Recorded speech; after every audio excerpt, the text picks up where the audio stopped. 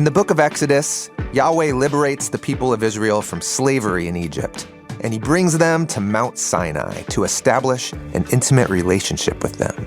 Israel will be his people, and he will be their God. This is a marriage, and the marriage vows are what we call the 10 Commandments. Now, most of these commands make sense to us on face value. In fact, they make sense to any culture. Don't murder, don't lie, honor your parents. But today we'll look at the fourth command, which was utterly unique to Israel, how they set apart one day every week and treated it as different.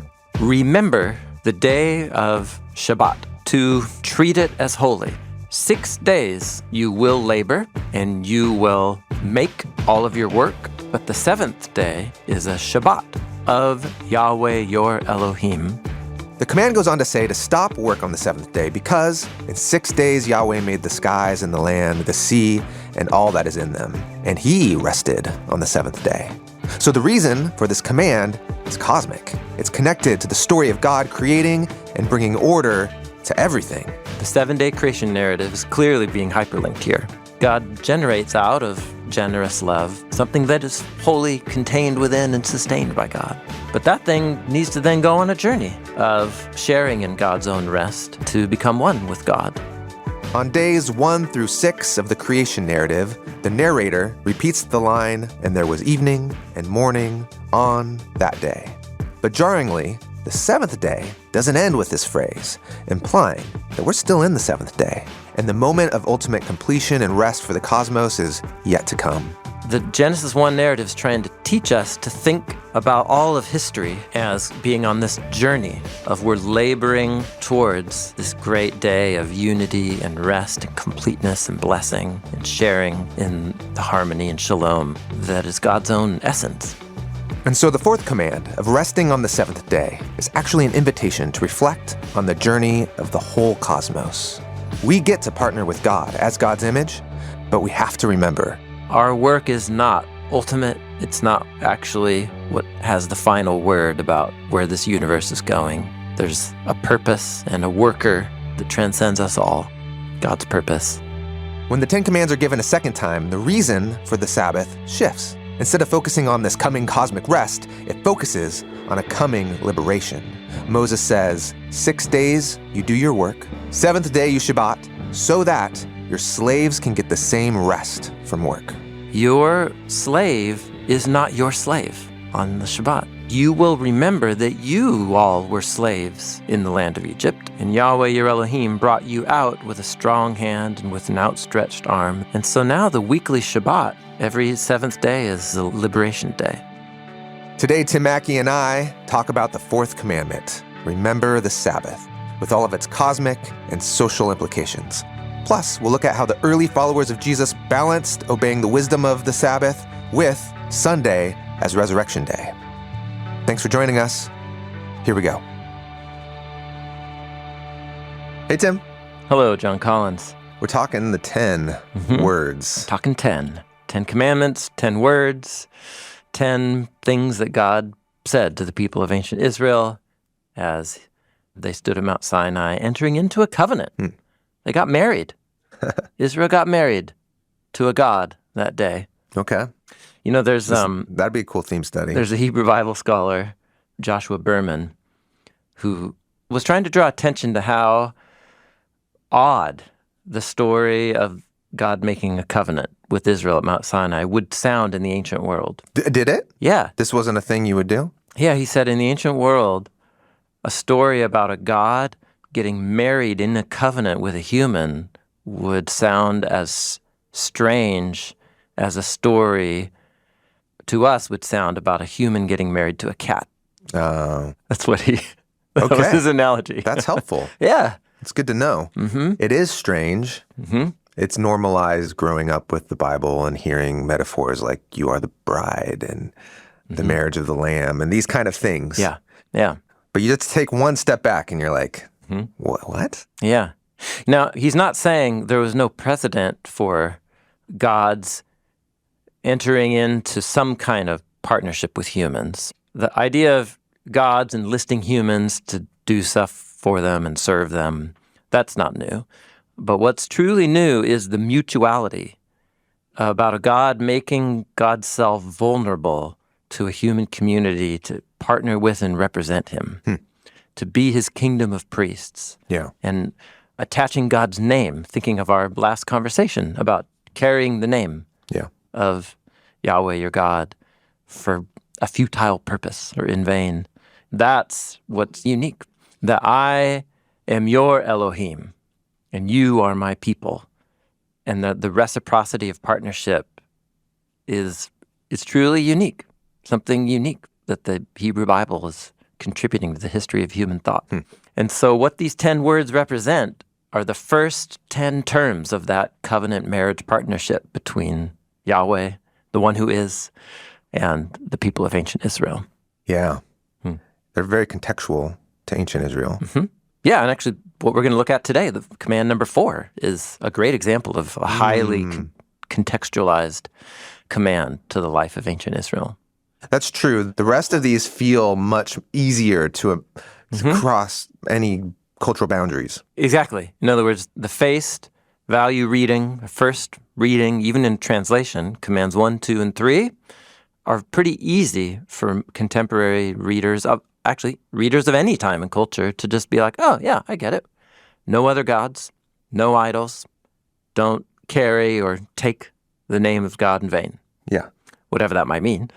There's a perception that they're pretty easy to just copy and paste into my cultural setting. Yeah.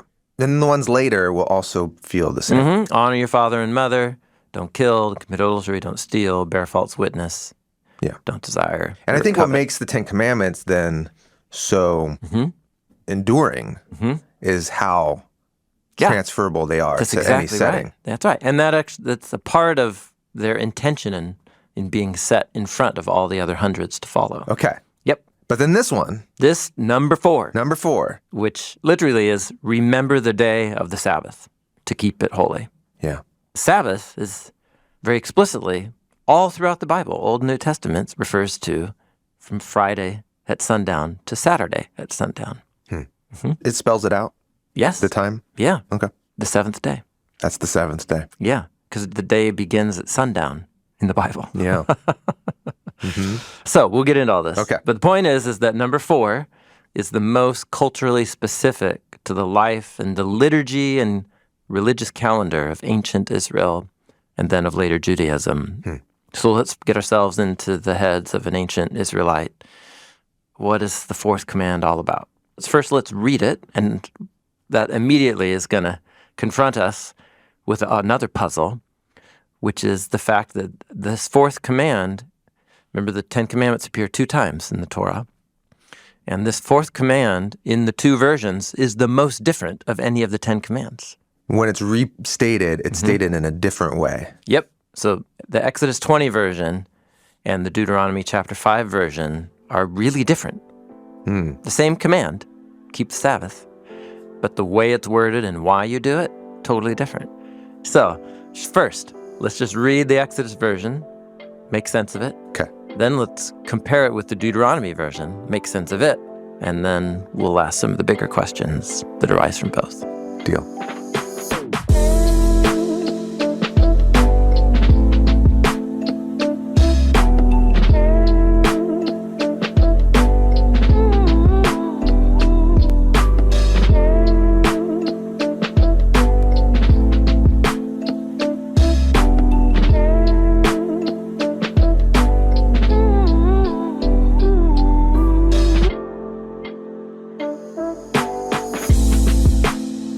Okay, Exodus 20 version reads like this. Remember the day of Shabbat. So I'm actually not translating there, I'm transliterating the word Shabbat. Okay. That's how you say the in Hebrew. Hebrew word, yeah. The day of Shabbat. Yep, the day of Shabbat. To treat it as holy. Okay. To consecrate or to sanctify are common English translations. Those are funky words. Those are funky words. That mean to recognize and then treat something as sacred, one and only, set apart in relationship to the one and only set apart God. So there's something sacred about this day because it has a unique relationship to the sacred, unique one and only God. recognizing and treating it with the sanctity that it has. Yeah. Yep. And you can use a special word for that, like sanctify or consecrate. Yeah, to consecrate it, to set it aside, recognize it, and then treat it as holy. These are all English ways of getting at what the Hebrew phrase is, lakadsho. I'm imagining it's a mental state, a perception of what this thing is, but then also the way that you interact with it. Yeah, there's a 24-hour period that in your mind you're to recognize that one's different. Okay. And then how you behave in that 24-hour period should be different. And that's treating it as holy. That's treating as holy. Okay. All right. How exactly? Well, the command goes on. 6 days you will labor, and you will make all of your work or do. The verb is asa. It's the most general Hebrew word to do or to make. Okay. To be active. All right. Produce something. So for 6 days you'll labor and do your work. But the 7th day is a Shabbat of Yahweh your Elohim. On it you will not make or do any work. Okay. 6 days work, 7th day Shabbat. Forced rest. Shabbat means to stop. It's a Hebrew verb that means, well, the verb means to stop, and then the noun means to a cessation or a stopping. Okay. So what does it mean to remember this day and treat it as different than all the other days? Well, you're not going to work. You have all these days where you work, but then the Shabbat, you don't work. And that's because it's a Shabbat of Yahweh your Elohim. What does that mean? First of all, you get a list of who it is that's supposed to honor the holiness of this day of Shabbat. It's you, your son, your daughter, your male slave, your female slave, your cattle, and the immigrant who's in your gates. Is that 7? 7. Nah. Of course. Of course. Of course. So everyone. Everybody. Yeah, so it begins with you. All the pronouns in here are a second person masculine singular. So it... Sorry. I'm so sorry. My brain just like turned off when you said second person masculine. The moment I utter grammar terminology, you're just like what world am I in? The you there is a single man. Okay. Meaning that the first layer of audience presumes an ancient patriarchal and traditional society, an arrangement, where the man is a patriarch, the head of a state and head of an extended family. And he's going to have sons and daughters. He's going to have male slaves, female slaves. Yeah, that's the presumed setting. So what's interesting is missing from this list that's going to come in another list that's similar to this later on is your wife. Oh, no mention of your wife? Yeah. Down in command number 10, where it says don't covet your neighbor's wife, that's the first on the list. And then it's like his male slave, female slave, ox, donkey. Well, but yeah, they can't have 8 in the list, right? Exactly. My point is that the list has been trimmed so that it's precisely 7. Okay. 7 on the list. So it's a good example of how biblical authors selectively create groups of 7 on purpose. Yeah. So 7 is it's the Hebrew word sheva. It's spelled with the same letters as the Hebrew word sava, which means to fill up or to satisfy, complete. So it's a very common literary device to arrange things in groups of 7. But also notice that this is a command about the 7th day. Right. So the 7th day is a completion of work. There should be no rest. And who is it that gets to benefit from the resting from work? Everybody. That's the point. 7-part list. The complete community. Yeah. Yeah. Yeah. Now back to that, remember that little puzzle? What does it mean that the 7th day is a Shabbat of Yahweh? What does that mean? Well, we come back around to that. Verse 11. We'll recall that in 6 days Yahweh made the skies, the land, and the sea, and all that's in them. And he rested on the 7th day. So the word rest there is different. It's the name Noah. Noach. As a verb. Yeah, Noach. Noach. And Shabbat and Noach are synonyms in Genesis. And here they're brought together. To stop is to rest. Yeah, to Shabbat is to stop. And the Nuach provides another nuance of meaning. It presumes that you stopped, and now you're having the restorative experience of Having stopped. Then you are resting, and you're settling, and you're enjoying. Shabbat is you stop so that you are now settling down. Resting is about having settled, you enjoy something. So they work together. So why is it that you work for 6 days and then Shabbat on the seventh? Because Yahweh worked for 6 days and then Noached on the seventh. And this is referring to Genesis 1.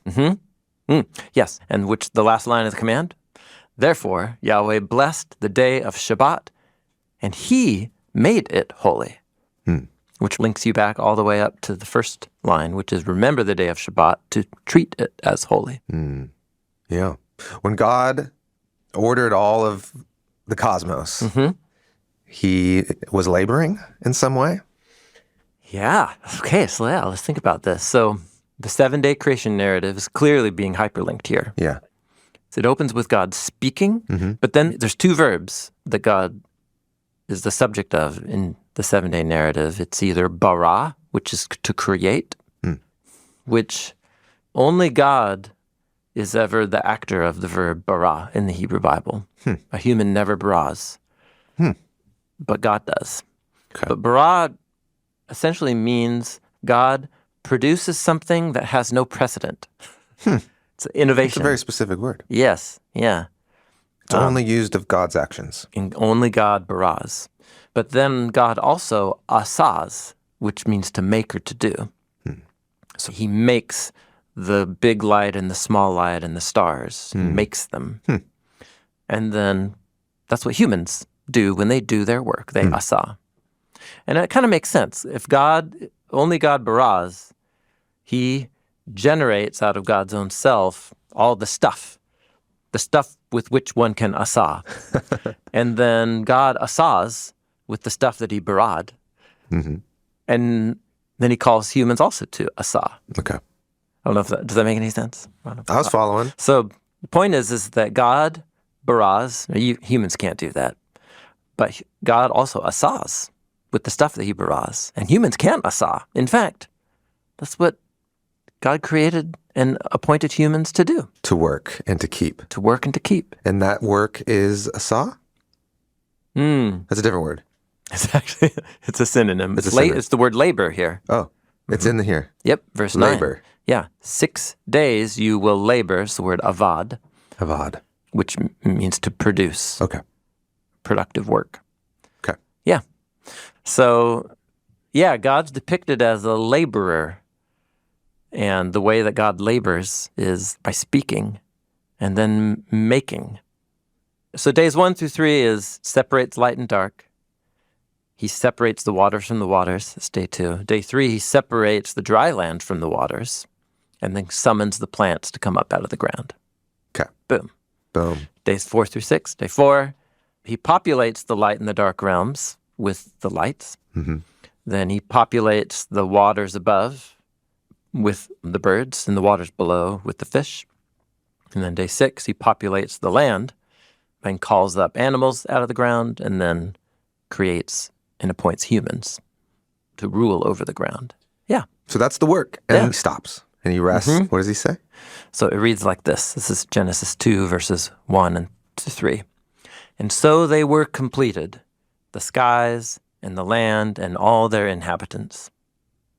Elohim completed on the 7th day the work that he had made, and he rested on the 7th day from the work that he had made, and Elohim blessed the 7th day and set it apart as holy, because on it he rested from all his work, which Elohim created to make.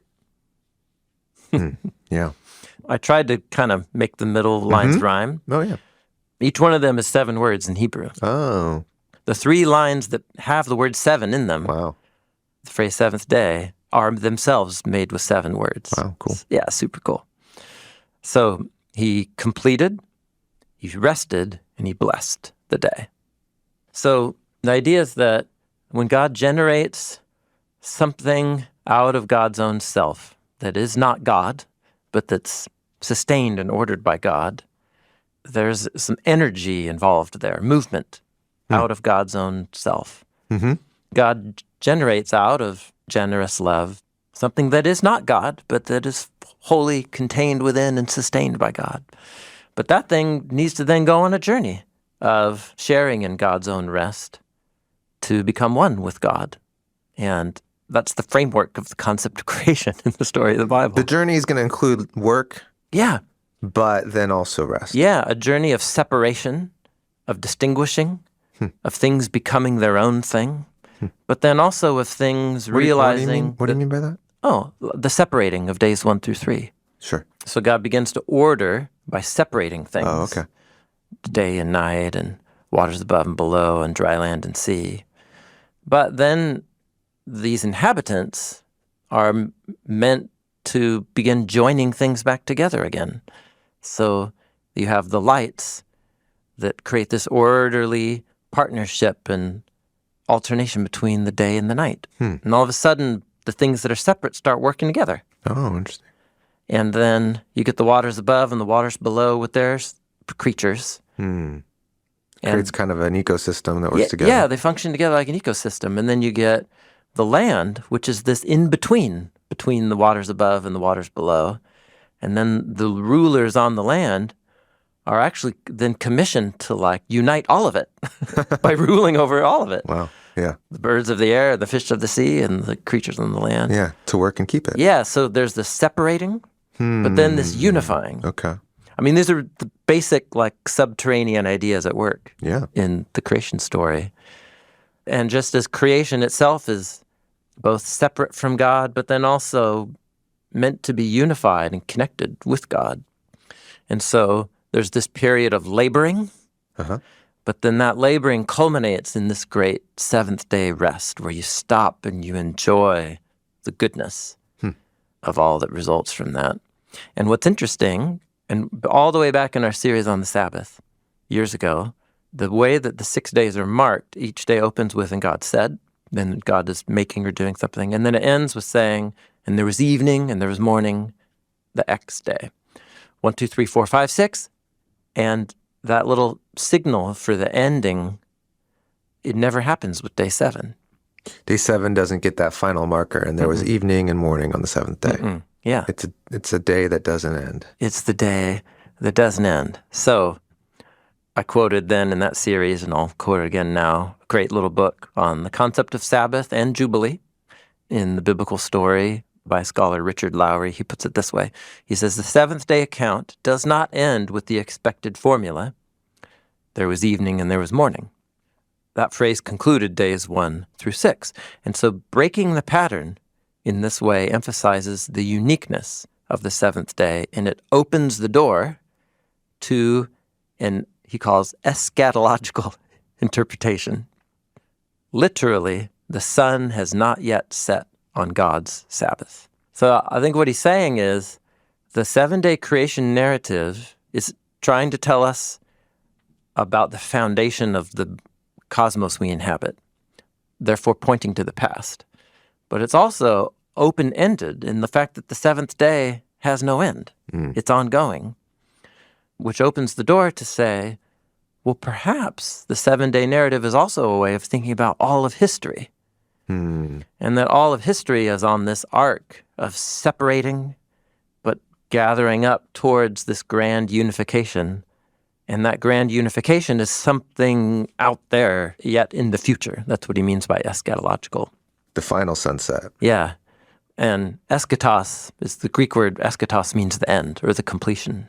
So eschatological means that the 7th day narrative is actually a way of thinking about the end of history, the completion of history. And the completion of history would be union back with God. Yeah, about all creation coming back into rest, a state of rest within the generous love of God. And that definitely seems to be how later biblical authors understood the meaning of the 7th day.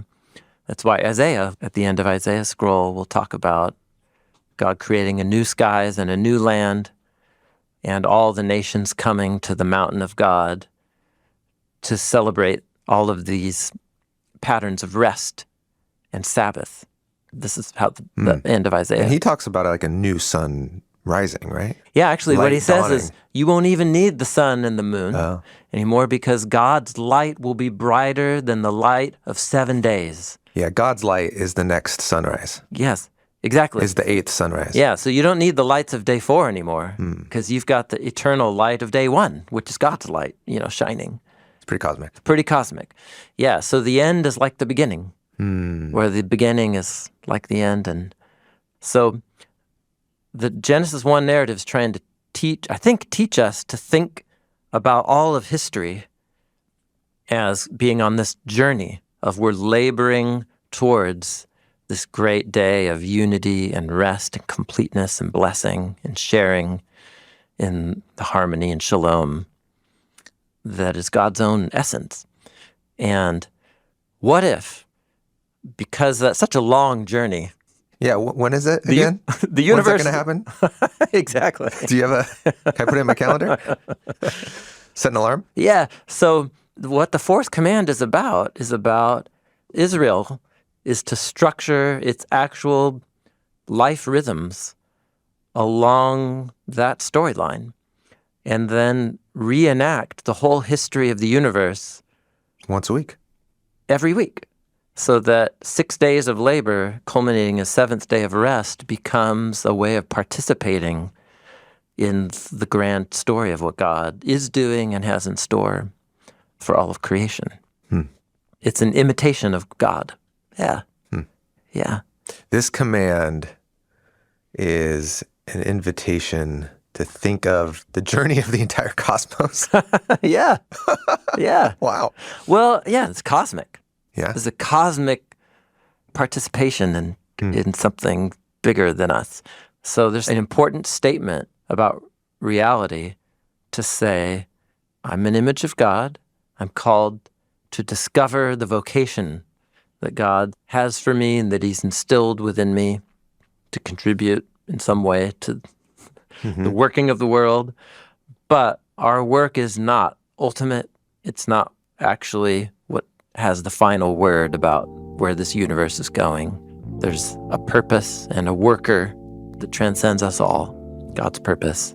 That's what determines reality. And so I can stop and just enjoy the good things that God's given me and not think that the universe rests on my labor.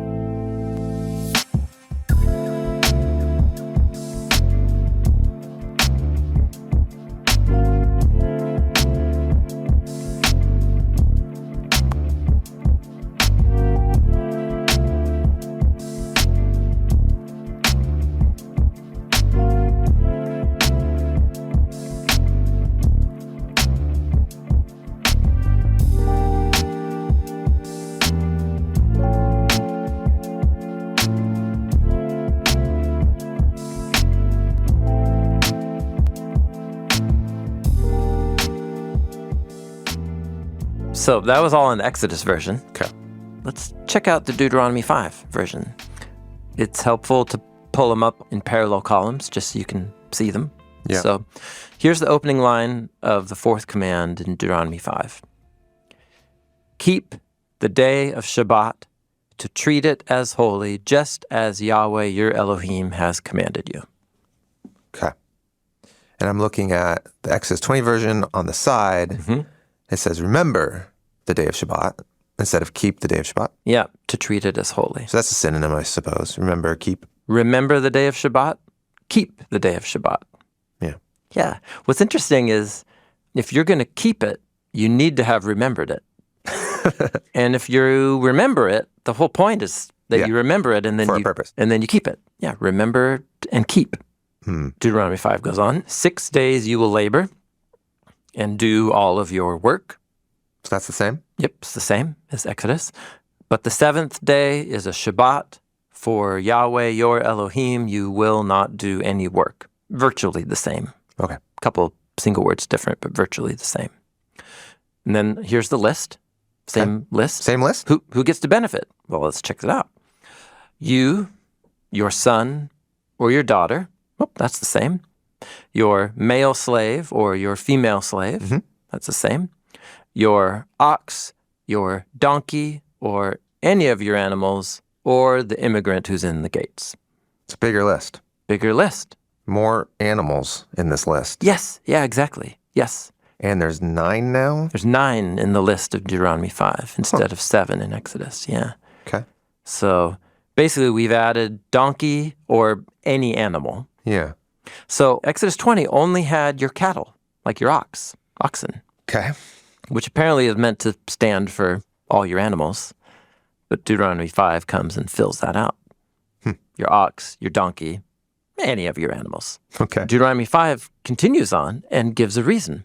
So that your male slave and your female slave may rest just as you rest. So that reason in Deuteronomy stands in the place of the reference to the 7-day creation narrative in Exodus 20. So Exodus 20 is 6 days you labor, 7th day you Shabbat. Why? Because in 6 days God made everything, and then on the 7th day he rested. That's the rationale. Yeah. It gets cosmic. Gets cosmic. Here, in Deuteronomy 5, 6 days you do your work, 7th day you Shabbat, so that your slaves can get the same rest that you, and the implied you there is the slave owner. So it gets very civil versus cosmic. Yeah. Yeah. Your slave is not your slave on the Shabbat, as it were. Yeah. Your slave gets the same rest from work. It's treated the same. Yeah. Yes. There's an equality to the 7th day. And then you go back to that list and you're like, oh, yeah, your son or your daughter, slaves, animals, immigrants, everybody becomes an equal, as it were, Yeah. the day of Shabbat. This is like, has kind of a social angle to it, Yeah. as opposed to a cosmic angle. Isn't that interesting? Yeah. Now, this social angle of a social equality, the Sabbath is about a temporary pause in, what do you say, social hierarchies of power and labor. Yeah. Everybody just stops and rests. And then verse 15 of Deuteronomy 5 comes and provides a reason for all this that is also different from the Exodus version. Verse 15 reads, "And you will remember that you all were slaves in the land of Egypt, and Yahweh your Elohim brought you out with a strong hand and with an outstretched arm. Therefore, Yahweh your Elohim commanded you to keep the Shabbat." So you used to be slaves in Egypt, Yeah. and you were laboring without any rest, all day, every day, no rest. Yeah. How'd you like that? Yeah, that was terrible. That was dehumanizing. So we're recalling Pharaoh's brutal enslavement of the Israelites. And then also, there was that moment after Aaron and Moses confronted Pharaoh, and then Pharaoh's like, more bricks, less straw. Yeah. Like, keep meeting your quota. He just turns it up. And no rest, no Shabbat. So that type of maximizing profit at the expense of human life and flourishing is viewed as a chaotic death force in the world. And Yahweh liberated his people from that. And so now the weekly Shabbat is a way of this is like a liberation day. Yeah. Every 7th day is a liberation day. Okay. To press, it could have gone farther.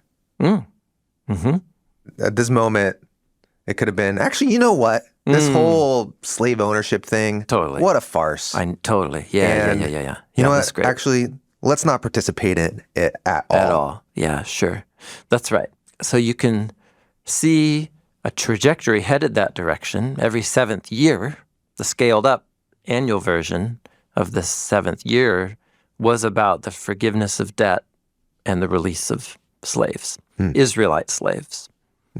Not non-Israelite slaves, but Israelite slaves. Okay. And then the Jubilee was about forgiveness of debts, release of slaves, and anybody who lost land in the last 49 years gets that returned back to them too, which was often, of course, something that caused people to sell themselves into slavery was they lost their family land.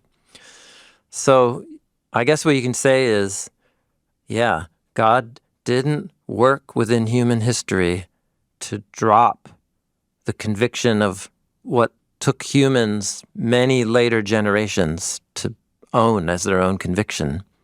He didn't drop that back in history, but he did set it in motion. He did something in history that set in motion a trajectory, a liberationist trajectory that ended in the abolition of the slave trade in certain cultures. Of course, different forms of different slave trades still exist in the world today.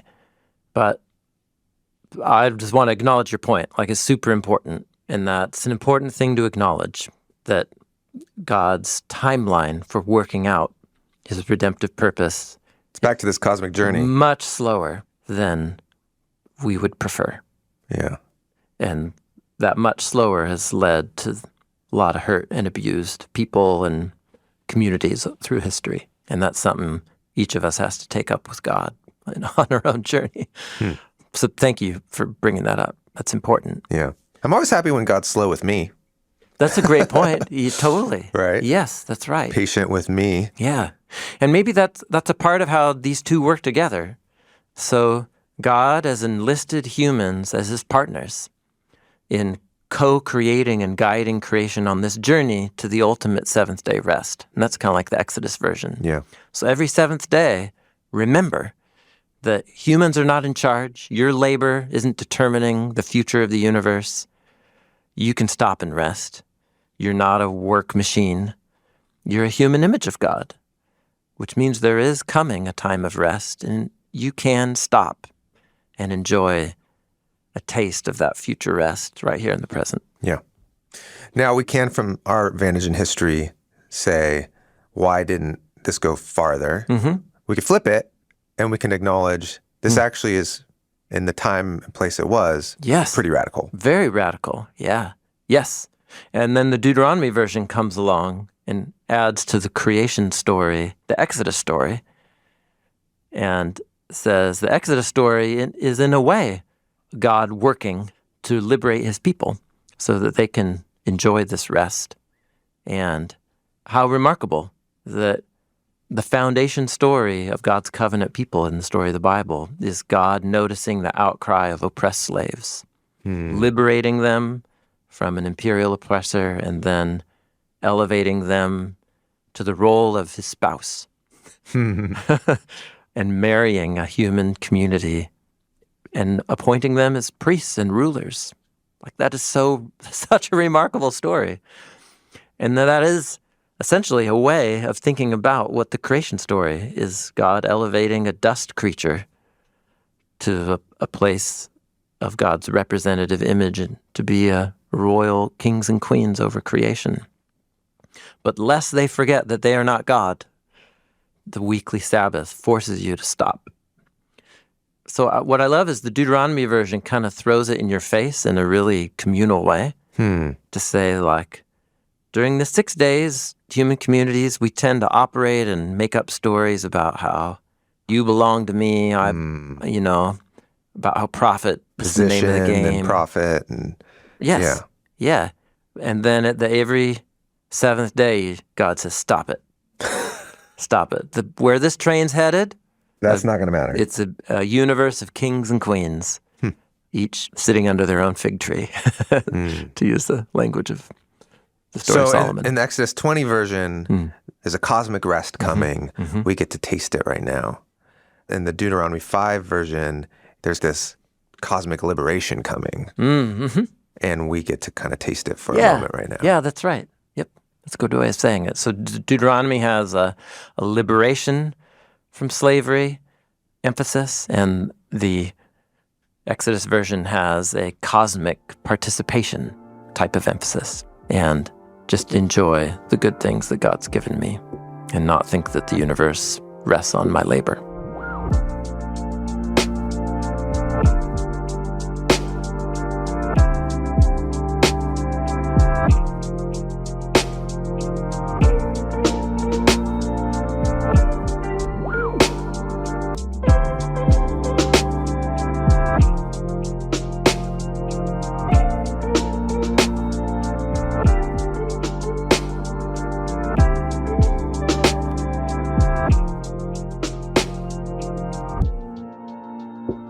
Hebrew Bible and then in Jewish tradition, the seventh day takes its cue from the Genesis narrative that the markers from the day start at evening to morning. Day begins at sundown, which is crazy for modern Westerners because we think the day ends at sundown and begins at sunrise. That's not the conception of time in the seven-day narrative. Okay. So this is why Jewish communities, as far back as we can tell, a seventh day begins on what today we call Friday at sundown.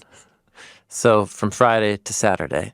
And so this is still, in the modern state of Israel, when the modern nation state of Israel was founded in 1948, that's how they created and instituted their calendar.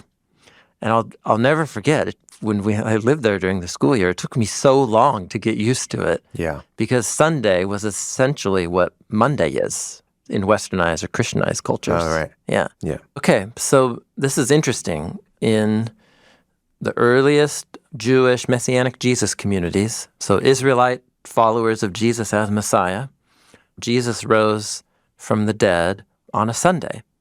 So as the stories go, and there's some chronology issues you got to work out between Matthew, Mark, and Luke, and John, but the basic shape of the story is such that he dies and he's in the tomb over the Sabbath. So that resurrection in the empty tomb happens on Sunday, which is in the day one of the new week. Yeah. So what happened then is you have Messianic Jewish followers of Jesus who are both observing Shabbat in the traditional way, but then all of a sudden they have Sunday, which is an important day. A hugely important day because it marks the dawn of new creation and the resurrection of Jesus from the dead. So now there's 2 days to stop. So now and so it created a very blurry period. And I could do a lot more homework here. And anybody who wants to take a deep dive into this, there's a really helpful collection of essays by a whole host of scholars of Hebrew Bible, Second Temple Judaism, and New Testament. It's called From the Sabbath to the Lord's Day, a Biblical, Historical, Theological Investigation. That's put together by a scholar named D.A. Carson. And what they're trying to track is how did you get from Sabbath being on Friday night for Messianic Jews, who were all the first followers of Jesus, to later generations thinking of the Sabbath rest as being fulfilled or honored on Sunday by resting on Resurrection Day. How did that happen? Yeah. And it didn't happen quickly. It didn't happen simply or everywhere all at once. Because the Jesus movement was pretty decentralized. And you had lots of people still honoring Shabbat and then also doing something in house church gatherings on Sundays, maybe after their workday, gathering in the evening on Sundays. And it became a really contentious thing in early church history, as you could imagine. But the Apostle Paul saw all this coming, and he actually worked out in a few different house church communities, the churches of Rome and of Colossae and Galatia, where he talked about, hey, different ones of you are going to treat different days as sacred and holy. He's surely referring to the Sabbath. And he trusted that the Spirit of God would guide individuals and communities to use wisdom and to honor the days that they felt they needed to honor Jesus. So he said some might consider one day holy, that others might consider it another. And he didn't think it was something that should fracture the Christian community. I think the most righteous thing to do, take both days. To start your rest on Friday night. And just keep it going. And keep it going all through Sunday. Yeah. Till Sunday at sundown. Yeah, and you're describing a version of the weekend. Of the European and American work week, and probably Canadian and other Westernized cultures. I actually don't know the development of the 2-day weekend. Yeah. But just do it both. Yeah. Yeah. Or is that a problem? No, I think it's a good example, actually, of reading the Ten Commandments and the rest of the biblical story as wisdom literature, where We are trying to take the deepest insights about God, about reality, about ourselves from the biblical story, but also recognize I don't live in the ancient Near East. I'm not an ancient Israelite. I'm also not Jewish living in the Second Temple period. I'm also not a Corinthian or a Roman, Yeah. I'm living in my time and place. So what can I do to honor the wisdom of these commands? Now, you and I both know people who read the fourth command and they're like, God commands it. Yeah, let's do it the way it's So commanded. you better figure out what 24-hour period it's referring to. And then do it. And then you better do it. And I totally respect that. But it seems to me that what Sabbath means is the most important thing. And I think that's honoring what Jesus said, which he says, the Sabbath is made for humans. Humans weren't made for the Sabbath. And so he began to press on what Sabbath observance And for him, meant. it wasn't about what day, No. but it was what does it mean to rest? What constitutes rest. Yeah. Yeah. But there you see Jesus, what he's saying is that the meaning of the Sabbath is the important thing. Yeah. And then Paul takes that another step further and it says, you do it on that 24-hour period, that person does on that 24-hour period. Don't judge each other about how you're honoring Jesus in those different ways. So I guess the wisdom is to say it is super important for human images of God to not think that they are God, Yeah. but rather that they're images of God. It's super important that we build into our lives rhythms where we remind ourselves of that, where we imitate God's rest, and where we get a taste of the ultimate Eden rest that's coming for everybody. And where all of the separations and hierarchies that we create in our patterns of work, all that just goes away, and we just Eden rest for everybody. That's super important. And how you and I respond to that will, I think, take a different cultural form than how the Roman churches responded to that in Paul's day, than how Galilean Jewish villagers, responded to it, that Jesus was healing among. But I think the point is that we all are honoring the meaning of what the seventh-day rest is about. That's currently where I'm at in thinking through the issue. And, well, there you go. There's more to be said, and I also recognize there may be people listening who passionately disagree.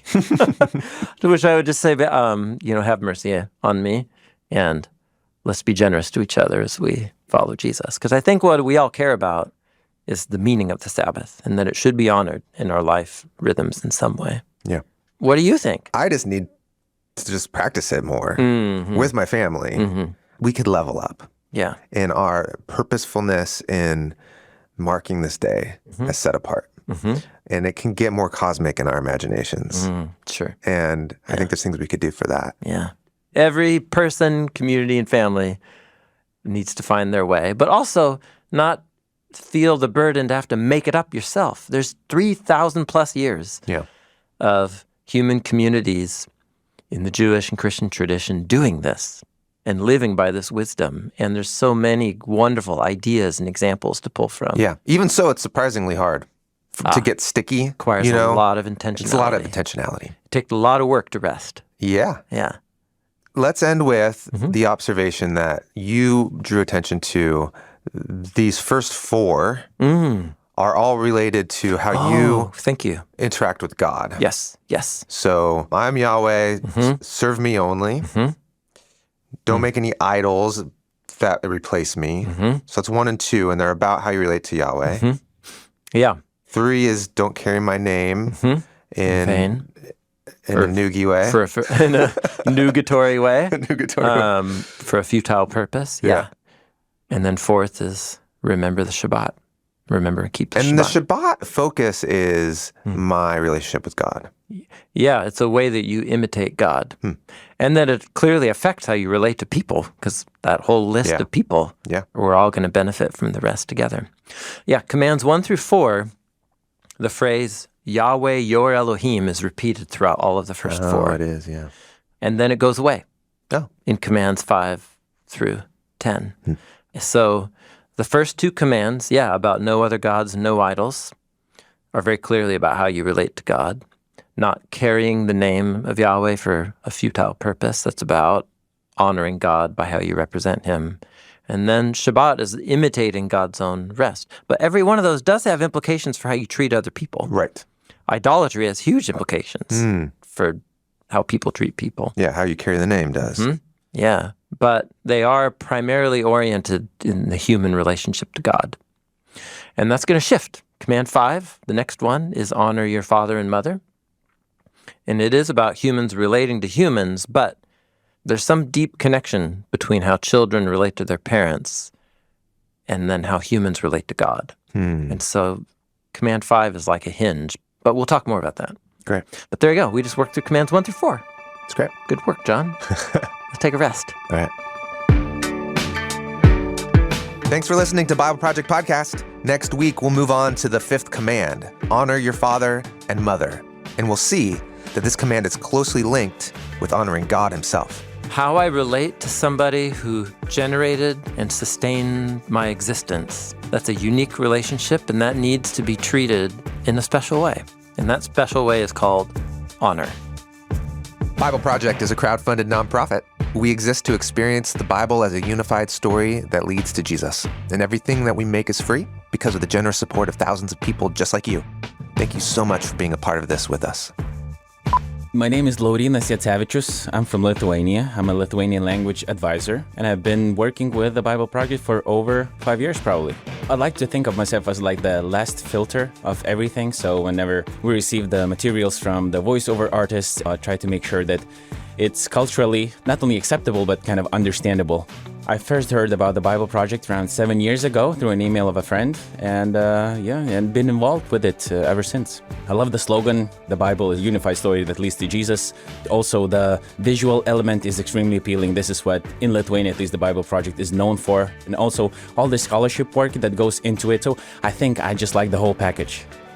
Mes tikime, kad Biblija yra vientisa istorija vedanti prie Jėzaus. Bible Project yra sutelktinio finansavimo finansuojama organizacija, kurią remia žmonės tokie kaip aš. Daugiau išteklių rasite BibleProject.com.